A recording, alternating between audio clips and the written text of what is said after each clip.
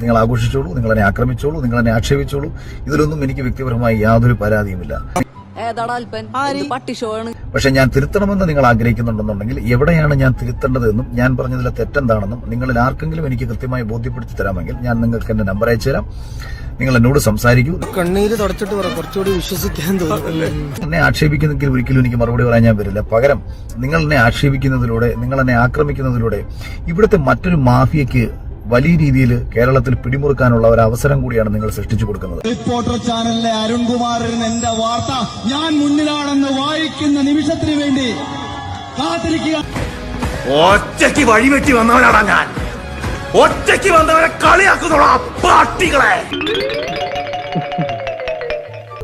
മേലാൽ എന്റെ പൂടിയന്റെ ചുറ്റുവട്ടത്തിൽ എങ്ങനെ കണ്ടാൽ എന്റെ കാൽ അടിച്ചിട്ട് ഞാൻ എൽഷേപ്പാക്കും. അതാകെ ഞാൻ ഉറപ്പ് ജയിക്കുന്ന പറഞ്ഞ ഒറ്റ സ്ഥാനത്ത് കേരളത്തിലുള്ളൂ. ആരാധന അഖിൽ മാരാർ ജയിക്കുന്നു ഉറപ്പിച്ചു പറയുന്നത് ഒറ്റ സ്ഥാനാർത്ഥി ഉള്ളൂ എന്ന് പറഞ്ഞാൽ കേരളത്തിൽ ബാക്കി എല്ലാവർക്കും അറിയാൻ നോക്കുന്നു. പക്ഷെ അഖിൽ മാരാർ പറയുന്നത് ജയിക്കുന്നു. അഖിൽ രാജ് എന്ന അഖിൽ മാരാർ 10,000 വോട്ട് പോലും തിരിച്ചു പിടിച്ചിട്ടില്ല എന്നുള്ള കാര്യമാണ്. ഇനി മരങ്കേറ്റം തന്നെയാ നല്ലത്.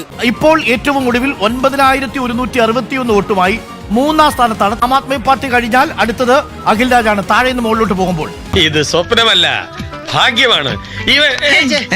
ഇവന്റെ ഭാഗ്യമാണ്.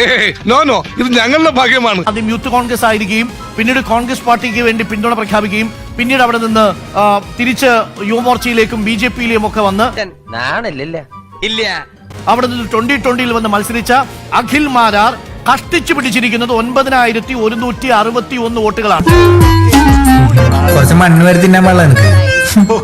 9,161 എവിടെ? തൃക്കാക്കരയിൽ ഉമാ തോമസിനേക്കാൾ 24,000 വോട്ടുകൾക്ക് പിറകിലാണ് അഖിൽ രാജ് എന്ന അഖിൽ മാരാർ എന്ന വിവരം പ്രിയപ്പെട്ട പ്രേക്ഷകരെ അറിയിക്കും. നിന്നെ ഇതിനൊന്നും കൊള്ളുകയില്ലെന്ന് നീ വീണ്ടും വീണ്ടും തെളിയിച്ചിരിക്കുകയാണ് എന്റെ വിജയ. അല്ല അത് ഇവിടെ അങ്ങനെ എന്താ ഉദ്ദേശം? ഉള്ളിൽ അർത്ഥമുണ്ട്, അതൊന്ന് ആലോചിച്ച് നോക്ക്.